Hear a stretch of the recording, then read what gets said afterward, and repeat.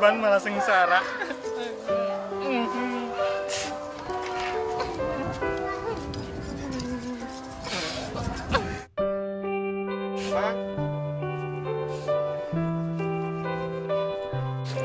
Kenapa Kang nangis Kang?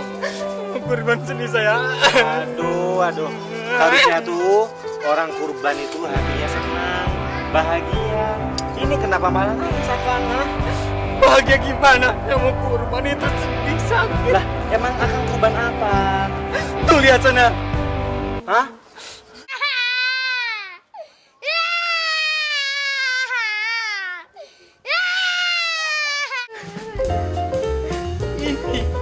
Ini yang udah kurbanin. Hah?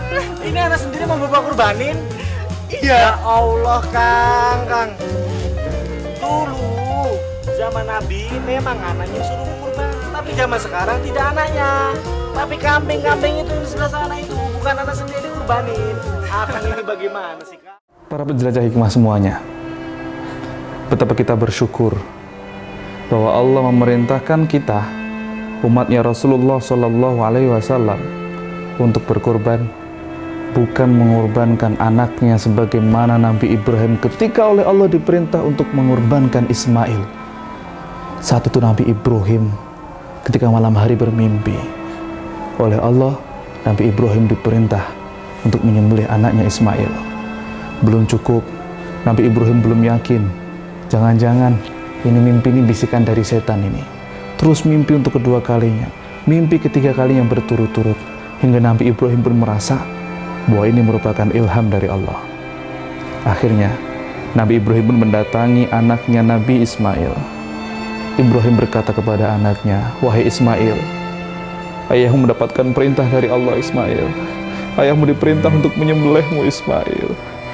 Apa yang harus ayah lakukan Ismail?" Ismail kemudian mengatakan kepada ayahnya, "Wahai ayah, jika memang ini adalah perintah Allah, laksanakanlah." Maka kemudian Nabi Ibrahim mengasah pedangnya. Nabi Ibrahim mengasah pisaunya. Karena Nabi Ibrahim tidak ingin anaknya Ismail kesakitan. Nabi Ibrahim ingin pisaunya kalau tajam, begitu untuk menebas lehernya, langsung putus, sehingga Ismail bisa langsung mati. Kemudian saat Nabi Ibrahim akan menyembelih Ismail, Nabi Ibrahim tidak tega. Beliau memalingkan wajahnya, sehingga kemudian Ismail berkata, "Ya Abi, wahai Bapak, lakukanlah. Jika memang kita bertakwa kepada Allah, lakukanlah." Akhirnya ketika Nabi Ibrahim akan menyembelih, Bismillahi Allahu Akbar, Allah mengutus malaikat untuk menukar Ismail dengan kambing gibas. Setelah itu ternyata yang disembelih adalah kambing gibas, dan Ismail pun selamat. Akhirnya Ibrahim dan Ismail pulang bersama-sama. Dalam kondisi Ismail yang selamat, mereka akhirnya pulang bersama-sama membawa kambing gibas untuk dinikmati bersama-sama.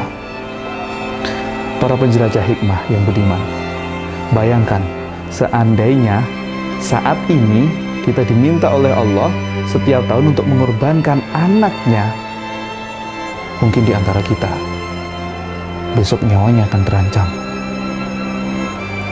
Tapi karena Allah meminta kepada kita bukan untuk mengorbankan anak kita, Allah hanya meminta kepada kita korbankan sapi, korbankan kambing, atau korbankan unta. Itu aja pilihannya loh. Sedangkan ketakwaannya dihitung oleh Allah sama seperti ketika Nabi Ibrahim diuji ketakwaannya oleh Allah untuk menyembelih anaknya Ismail. Maka dari itu, betapa sangat bersyukurnya kita dan amat malunya kita dalam kondisi yang dipermudah oleh Allah seperti itu kalau kita tidak menyempatkan diri untuk berkurban.